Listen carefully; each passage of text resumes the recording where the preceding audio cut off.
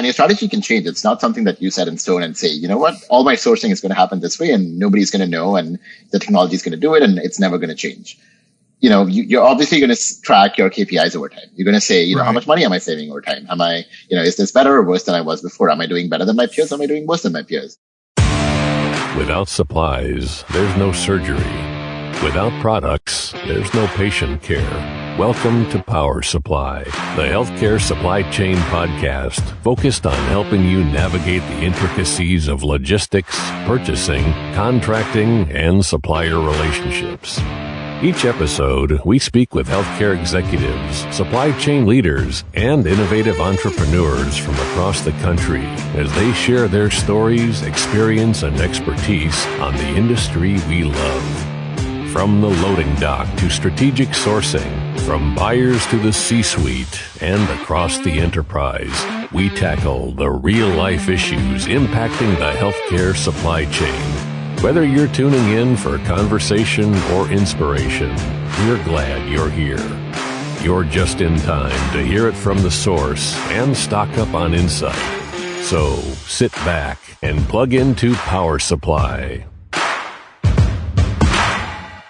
This week on Power Supply, we're speaking with Reuben Mathew Philips, product manager at Clarium Health, and we're going to be talking about automation. We've had episodes where we talk about optimization, we've talked about interoperability, we talk about data and analytics, but today, Reuben's going to be telling us a story about his experience as a data analyst in supply chain and just how obvious the need for automation appeared to him in doing repetitive tasks. And now his repetitive task is removing repetitive tasks from your day-to-day. So this is going to be a lot of fun, Hayes. Oh, absolutely. And we're also going to learn that Justin is hung up on driving a stick shift car. And so he's actually concerned. He's concerned, guys. He is concerned that his kids won't be able to ever drive a stick shift car again. So stick with us. It's going to be fun. We'll learn a lot. And Reuben has a lot to offer for sure. It's already been a lot of fun, Hayes. Here we go. Stay tuned. Stay with us. We're going to be right back after a short break with Reuben Mathew Philips, product manager at Clarium Health. Woohoo! I'm Hayes Waldrop. This is Gary Skinner. And I'm Justin Poulin. A production of 17 Studios. You're listening to Power Supply.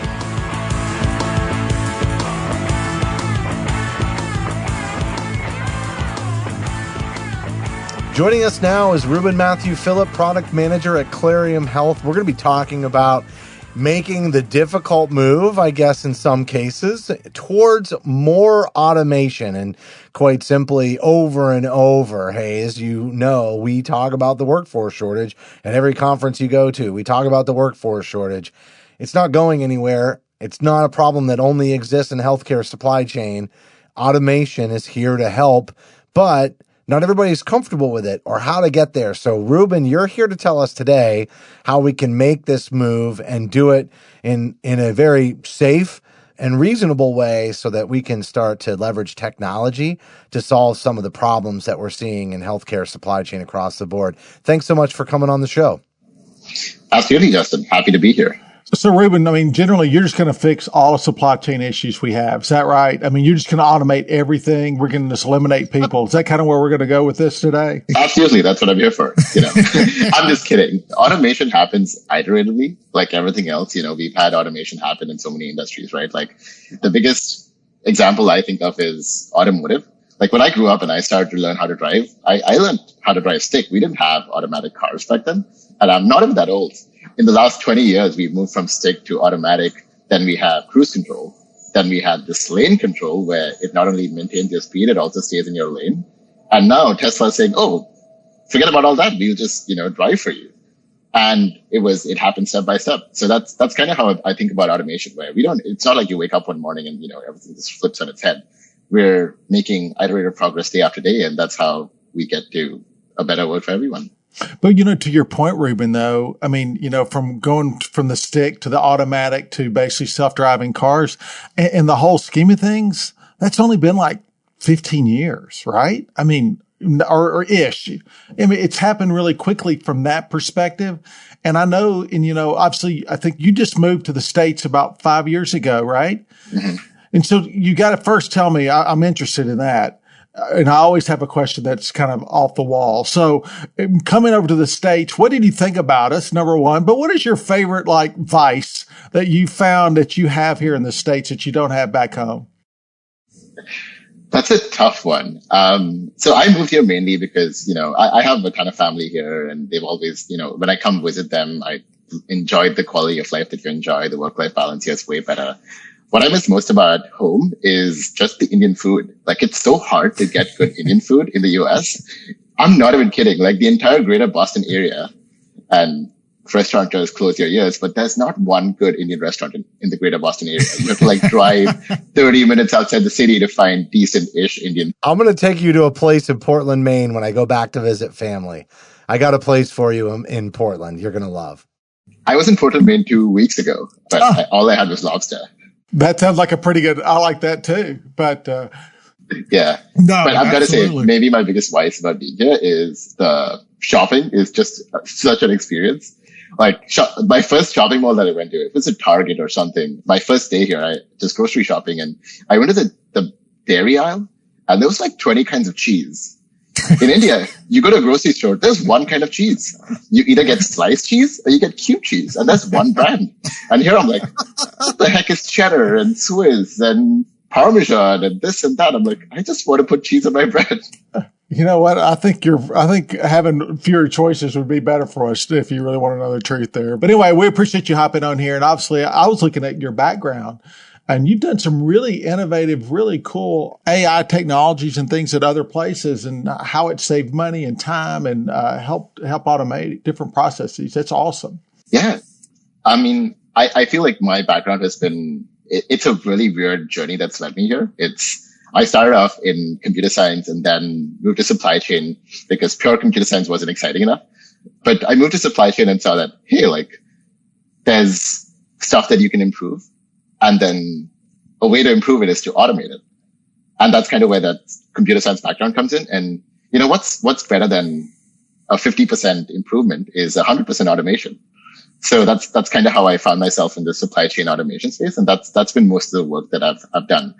And it really started off as, what are the repeatable things that humans do in supply chain, especially in operations, where somebody comes into work and, spends 10%, 20%. Sometimes I've seen 60% of their time doing this one thing over and over again.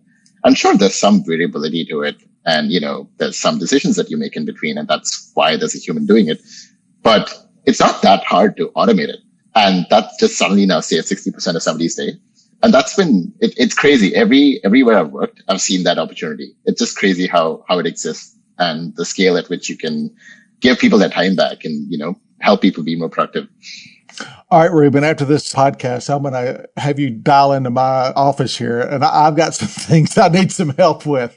And I'm sure you could be a huge help to automate some of the things that I do every day that all of us do. But I noticed you'd worked at Amazon at some point, and you'd done some automation there that made a dramatic difference. Yeah, absolutely. At Amazon, I worked in the supply chain grocery delivery space.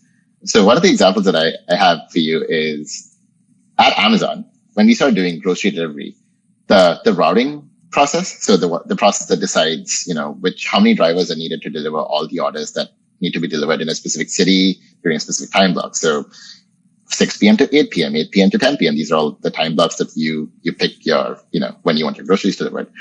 It's somebody has to push a button to basically let the algorithm decide how many drivers are needed, which stores the orders are going to be delivered from, and all these things. And there were people whose job it was to monitor this process for 60 different sites across the US, Europe, and such. All we did in terms of an automation was build a program that basically mimics the clicks of the person, puts in all the logic that the person uses, and puts it into a computer script. So it opens a browser, clicks on the start button. Based on the message that comes in, it waits for the route to be programmed, and then does whatever the person will otherwise do. And now all the person's doing is watching, instead of doing everything one at a time, there's 10 windows popping up on the screen. It's doing the process on all 10 windows. And all the person does is if one of them breaks, they're like, oh, let me see what happened to that one. Instead of, having to do each one manually and troubleshoot anyone that goes wrong. So now what you've done is, you increase the productivity by 10x. So they're sitting there instead of having to do each one by one. 10 things are happening at the same time. They only need to troubleshoot the one. And over time, what that does is you can now aggregate up. You don't need like 20 people to do, this process. This whole thing needs to happen in the first 5 minutes of the hour. So now you don't need 20 people to do it for like 60 blocks. You need 5 to troubleshoot the 1 or 2 that might break out of the total 60. And people are dealing with this process by exception rather than by dealing with all of them. Right. And that's really the goal, right? Like let's go back to self-driving cars. You really want to deal with the driving aspect of it only when the technology really can't. When, you're a dirt road, there's no lanes, there's nothing, there's no GPS, everything's down, and then you need somebody to drive. Yeah, let's do that. But 99% of the time, you just want to be on autopilot. And that's kind of what we did there. A great example and how it's applicable to healthcare too. I'm gonna interject on the automobile one in terms of the analogy here, and I want you to bring it back later in the conversation. Okay, so I'm kind of setting the table, but I really like driving a stick shift. I miss it. But you're old can't school. Even buy one. I mean, you're so old though. But there is something about the performance of it, right? So if I could have the automation and still the enjoyment of being able to drive a stick shift once in a while in the same vehicle, that kind of flexibility would matter to me. And I also worry that my kids, I guess they're going to be obsolete, so no big deal. But like my kids are not going to learn on a stick. They're never going to know that experience. And, there's something about that that's just got some like inherent, family culture and culture, like if you say stick shift to them, they're probably not even going to know what you're talking about. And so I want to bring that back into the conversation, but I want to kind of go back to you and your experience and why you gravitated towards automation, especially in healthcare, because you had this background in data analytics, right? And, as you began to comb through that data as an analyst, what was popping out to you, especially in healthcare, that was just like, help me, this is fixable? That's a great question. So when I was coming out of grad school, I really had no idea which industry I wanted to go to. So what I did in my last semester is I reached out to a bunch of supply chain executives in healthcare, in retail, in, P&G, like FMCG. And Dave Walsh at Boston Children's was actually one of the people I reached out to. And he was nice enough to not just give me his own time, but he set up time for me with his entire team. So I met, the entire supply chain department there, like 13 people one-on-one. And just listening to everything that they had to say about what they do day to day and, what they're in charge of, the opportunity just kind of jumped out at me. There was so much repeatable process in what they did.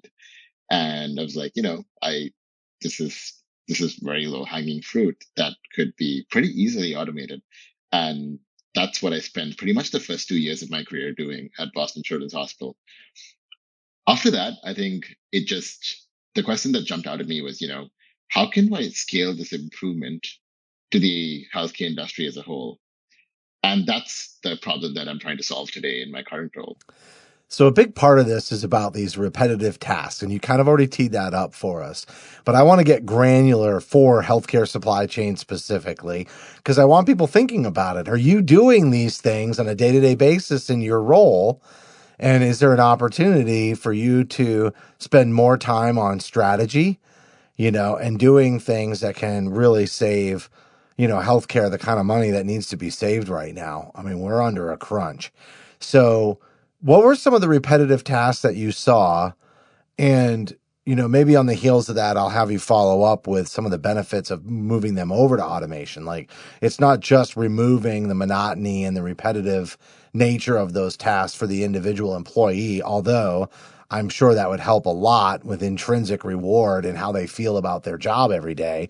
But there's other benefits to it as well. So what are some of those repetitive tasks? If I'm a supply chain professional, I'm sitting at my desk listening to this podcast right now, and and if you're listening to a podcast, you're probably doing a repetitive task.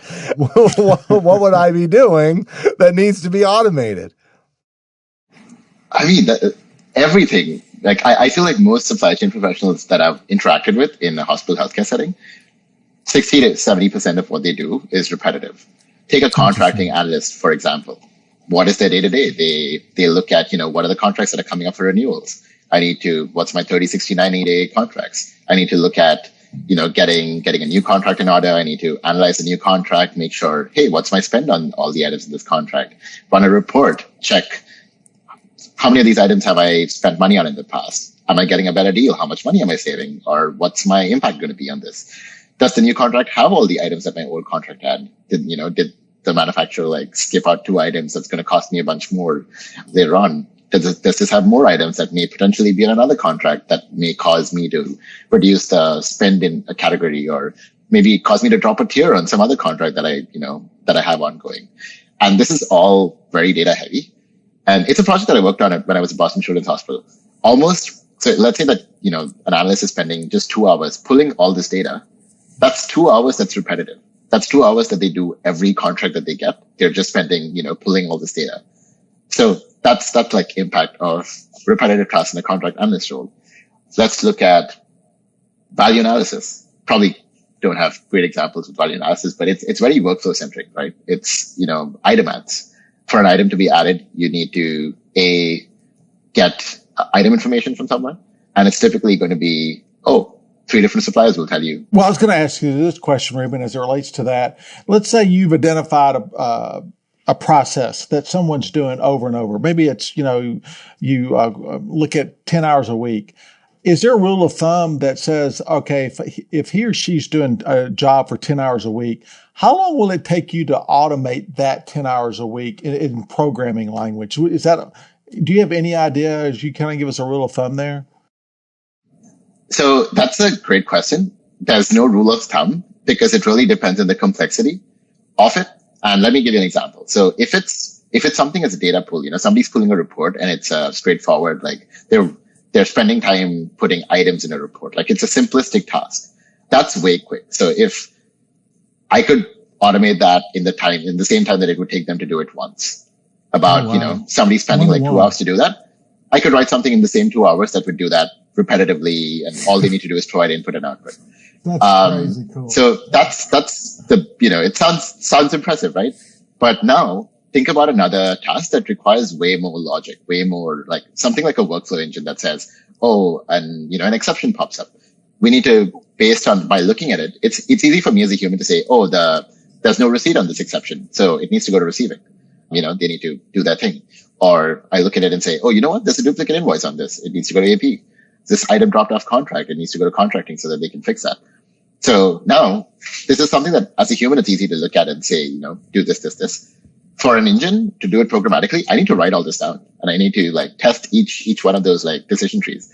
So just based on the number of decisions that you make in a particular process, that's kind of the rule of thumb, where each decision kind of adds incrementally to the amount of time it takes to write something and the complexity of it. Really interesting. I mean, the idea that you could take a 2-hour task and then in 2 hours eliminate it forever is crazy cool to me. I wish you're going to look at my stuff here shortly after all this is done. Yeah, absolutely. This is stuff that excites me. Justin, something that you were saying earlier got me thinking. You asked about data analytics and how I got here, and I got into space with that background. If you look at most cool technologies, and this is just me being biased when I call my kind of technologies cool, it's usually using high volume data to make great decisions. Let's go back to self-driving cars. What is it doing in essence? It's using data about your geographic locations, data from the cameras of the surroundings. It's trying to map data from sensors in the cars that's telling you what speed you're going at, sensors that detect how much distance there is in all directions of your car. And then it's using map data, and it's analyzing all that in real time and making decisions. It's not just a black box that stuff goes into, and then, your steering moves and your car moves here and there. It's super high speed processing of really high volumes of data. And when you're able to do that, that's something that, humans kind of do over time, and you do it unconsciously sometimes. But when machines are able to do that, you can just give that whole chunk of processing over to a machine and enable so much more productivity on the human side. And that's kind of what excites me about this whole thing. A machine can analyze way more data in a small period of time than a human can, especially when it comes to like numeric and crunching numbers and going to different sources, collecting data, analyzing it, and just showing you an insight. And now it reduces the mental overhead for a human to have done all that. And you can just look at the result and then make your decision. It just makes, your life so much easier. That takes me back to like, what does it help for the person who's doing this whole process? Absolutely the morale. Now the contracting analyst in my example isn't like, tired after those 2 hours he just spent like putting, the 3,000 odd items into this query and running it 3 times. He has all that done for him in a report. And it's telling him, hey, this contract has 3 new items. It's dropped 20 items. Here's those 20 items. Here's what the price will be. And based on all this analysis, here's the impact on your bottom line, and based on that, here's the recommendation that says, based on a rule you defined, not me, you told me that if the impact is greater than 30% or whatever, reject the contract. And that's what the recommendation is. And all I said, yep, that makes sense. Approved. Or nope, doesn't make sense. Deny. But what's so good about that though, Reuben, not only, the ability to tell that in a report, but also it eliminates so much error, right? People aren't making mistakes and data entry problems. And again, just being repetitive. There's enough work out there other than doing data entry for these folks. And so I think it's much needed on all levels of supply chain for sure. One of the examples from that same story is when you're running a report for item usage, one of the biggest things that we found was item numbers and items queues are not standard across. So you'll have item X1. Sometimes it's stored as X1. Sometimes it's stored as X-1. Somebody in some, clinical location put it as X_1. Maybe a manufacturer at some point invoiced you as 0X1, or item 1 to 3 is 01 to 3 instead of being just 1 to 3. Then the item moves from 1 to 3 to 1 to 3-1. So like a version 1 or version 2. And imagine if for one item, if a human was doing it, they would just do the one version of that items queue, and they would find all the spend that matches to that one version. When a computer is doing it, we map all those items together. We normalize it. We remove all the leading zeros. We normalize it on both sides, and we're able to capture that much more spend. And it's crazy how much more that is. It's because of all these errors that you see. Another one is we take into account things like mergers and acquisitions. Like, if company A acquires company B, when we're looking at items of company B, we don't just look at it under company B. We now also look at it under company A and map everything, because it used to buy it from company B. And then suddenly company A acquired company B. And now it's coming from company A, and it's called something slightly different because company A already had Q123. So now it's X123. So we're capturing all that. So you get this like high quality product at the end of the day, which really, it's not that a human couldn't do, but all that mental overhead that it takes to think of all these things when you're trying to just run a report. You're like, wait a second. Remember 6 months ago when this company got acquired? I need to also take that into account. And now instead of taking 2 hours, I'm taking, 3 hours because I need to run it 2 different ways. Wait a second. I think cardiology doesn't order it as this item. They usually order it as a special, and I'm sure that there's some usage. So now you try to look at cardiology's usage and find, how they're ordering this item and such. So Reuben, I'm kind of also thinking like all these different analysts that are doing that, they might all be coming up on that same use case scenario that you're describing. And so they're all doing it for the first time too, and trying to match it up. And I think what you're talking about is fundamentally we can create all of those cross mappings so that anybody that goes to get the data, that piece is already done for them. So you could have 5 different people, especially looking at some of these large scale contracts when that mergers and acquisitions happens. They're all doing the same thing to clean up the data and make sure it's integritous before they pull the reporting. Whereas that could all be done on the front end, and then they all work more efficiently. That's really cool. And, I was thinking too, all right, so we get all this time back for the team. And then like, what can they do with that time? And I think there's another element of this is like, okay, but there's still got to be some management and some verification of that recommendation that comes out of the report. So you described like, hey, based on this and this amount of savings and these thresholds, we don't recommend moving forward with this contract because of this reason, but it still is based on how you programmed it. So if the way that you thought about your sourcing strategy was flawed based on not having good information and not great experience with some of those rules and conditions that create automation, I got to think you got to sink some of that time back into saying, is our strategy sound? Now we want to, as we refine that strategy, we have this baseline automation that makes sure that we're consistently making sure that we look at things the same way every time moving forward. And when we make a tweak, it's not institutional knowledge where, hey, remember that company acquired that company? And we're trying to all remember that and factor it in. Again, it's preloaded, but you still have to evaluate that, which brings me back to driving the stick, which is I'm worried that my kids potentially this is bugging might you. not be able to drive or might not understand driving because everything's being done for them. And I wonder, is that a concern with automation? How do you address that? And how do you put that time back in on the evaluation of strategy where you're like, okay, did the rules that we set that got us the report, like I remember how I used to get there, except there's going to be a whole new breed of people that don't ever remember how they got there. They're just going to know that the system gets them there. How do you address that? So there's two things here. The first part is that the technology doesn't set your strategy. That's something you do. The technology enables you to implement your strategy faster, more accurately, and more efficiently. But what if your strategy's flawed is my point. Like if your strategy's flawed, how are you going to know if you don't still have some understanding of it? That's the point. The technology is not, it's not dictating a strategy to you. That all the technology is doing is say, hey, tell me your strategy. We'll help you implement it. And your strategy can change. It's not something that you set in stone and say, you know what, all my sourcing is going to happen this way and nobody's going to know and the technology is going to do it and it's never going to change.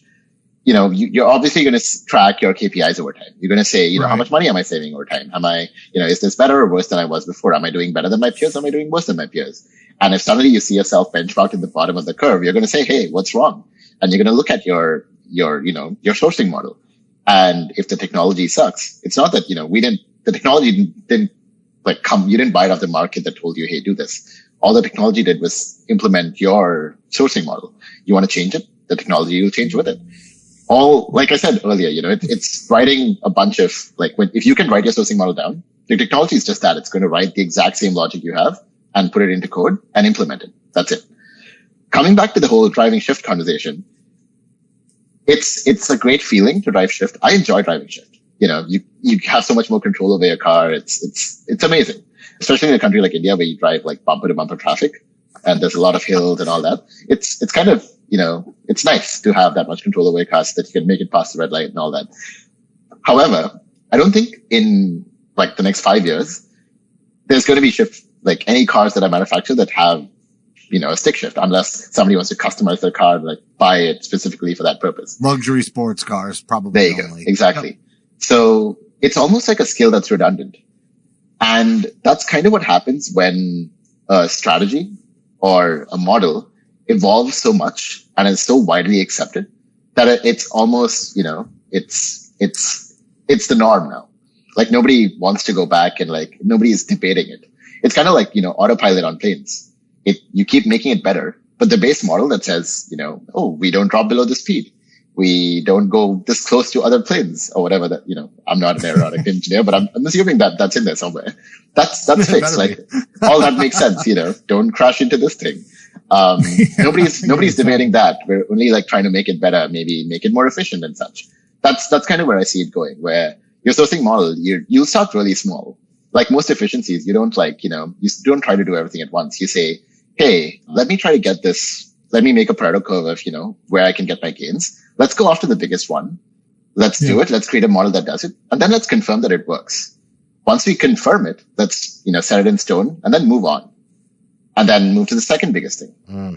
So you're saying that part of what my concern is all part of the development, because you develop it, you test it, then you check it, then you develop it further until you're at a point where you're like, this is proven. This is our strategy. This strategy works. It's in alignment with our KPIs. And to your point, if the KPIs change and the strategy needs to change or something, you start to observe a fluctuation in the market that requires an adjustment, you're not necessarily changing the automation anymore. You're just changing the parameters that spit out the recommendation. But the automation itself is still working and crunching the right numbers. So, all right, I have one last question that I think is kind of important too, because we're talking about automating, certain things, but it can seem to me that a lot of these automations are, this piece here and this piece here and this piece here.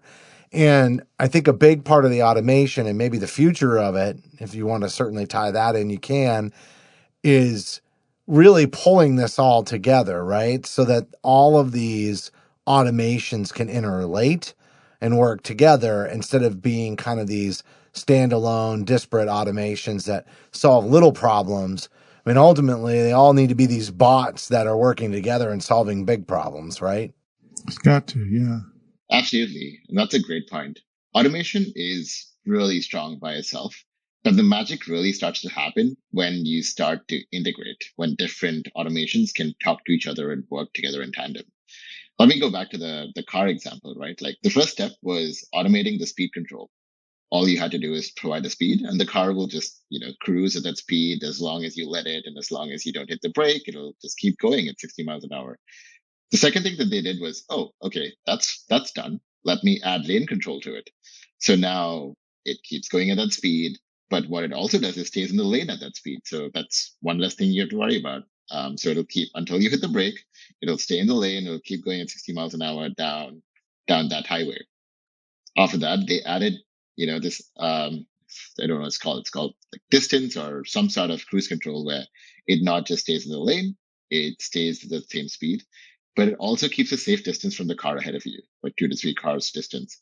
So now you don't even have to worry about hitting the brakes sometimes. You come close enough to a car and your car will just, adjust the speed to keep that distance. So we iterated slowly from one automation to the other to like give you this amazing experience of pretty much not having to drive your car anymore when you're going down the highway. Supply chain in healthcare is very similar. A great example from what I'm doing right now is we're building this software product to help healthcare providers manage supply disruptions. And it's a great product. We built it and it had one purpose. But then one of the things we thought about is, hey, like we have all this data that, that tells us which suppliers have had how many disruptions in the past 6 months or a year. And what if that data could feed into a vendor scorecard and could automatically give you metrics as to how suppliers' performance has been over the last 12 months? Think about everything that you could do with that. So there's just so much opportunity for integration to automate your entire supply chain in a utopic fashion. And that's where my excitement really lies. That's ideal. Yeah, exactly. All right, Reuben, but if I'm Stevie in Ohio and I'm, supply chain Steve and I've got, a hospital here, there's got to be things out there that he or she would love to automate, but there's also some things that they're not ready yet, right? What are those things and when, what should we be able to automate maybe in the next 3 or 4 or 5 years that we cannot today? Is there something that you could think of off the top of your head? What can we automate in the next 4 or 5 years that we can't today? Right. Oh man. There's, I could go down the utopic path of like, what would I love a supply chain department to be? In healthcare supply chain, I would like it to be something that the only thing people do is manage stuff by exception. Ordering just happens by itself. Think about like an orthopedic suite, for example. As soon as somebody schedules a procedure, there's already in the back end, the demand planning system already takes into account surgeon preferences, patient demographics, and kind of puts in an order sheet of itself. And as the procedure comes closer, it's, created a demand plan based on all the procedures that are scheduled. It's already ordering automatically. The only thing a buyer looks at is exceptions where, this manufacturer, didn't ship on time, or based on the lead time, it may not get here on time. And now I need to deal with this thing. Even better, that exception is dealt with by itself. Like, what's the buyer going to do? There's an automation that does that, contacts the manufacturer, gets input, whatever. But the only thing that supply chain needs to do is make sure that this well-oiled machine is operating as expected and deal with disruptions, which is what happens when there's a pandemic and suddenly, borders are shut down, all our supply lines aren't working as they are. That's where people really shine, where I think automation can take care of normal.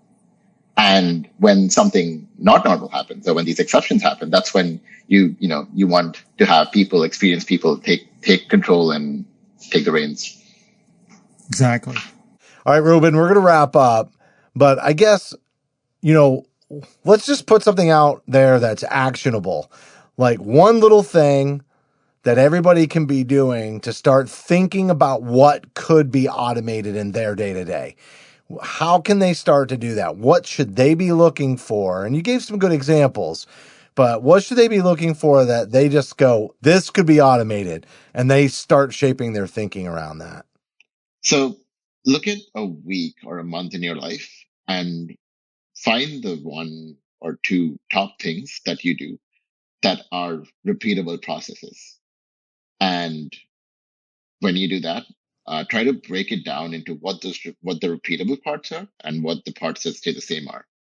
And that's your answer. You then go down the path of exploring how you can automate that repeatable piece and save yourself a bunch of time. Well, I could tell you one thing that I could use a lot of automation with is my calendaring. And since I went to Calendly, like that's an example of a day-to-day automation that has saved me so much headache, right, Hayes? Hundreds of emails too, back and forth, hundreds.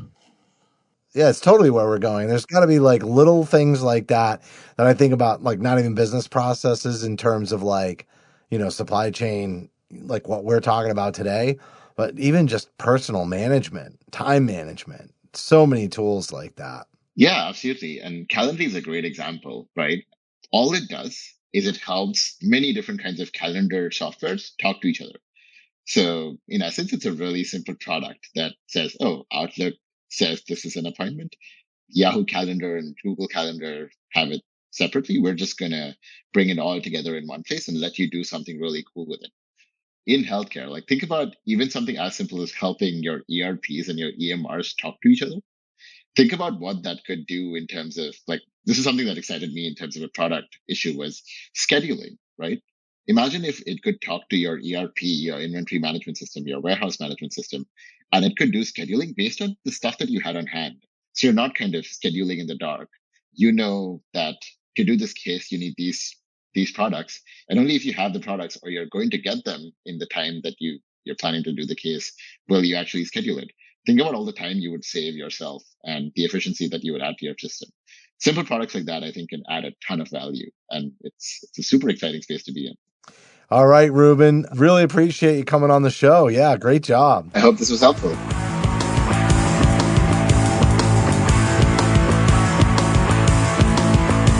That was Reuben Mathew Philips, product manager at Clarium Health. And Hayes, we're talking about automating. And I just don't even know anymore how it just isn't going to be a matter of survival at this point. I don't know how we're going to move forward without automated processes and interoperability. It's just the manual effort and the scale with which change is happening, and being able to take automation and kind of set some parameters for how we're going to look at things in a consistent basis across the entire organization, especially as these supply chains get bigger. I mean, how do you maintain institutional knowledge at that scale without automation? I just don't know. I don't think you can do it at scale. But what the beautiful thing is, it can be done. He talks about how in some cases it's fairly easy to do it, and the impact is dramatic. So I find it fascinating.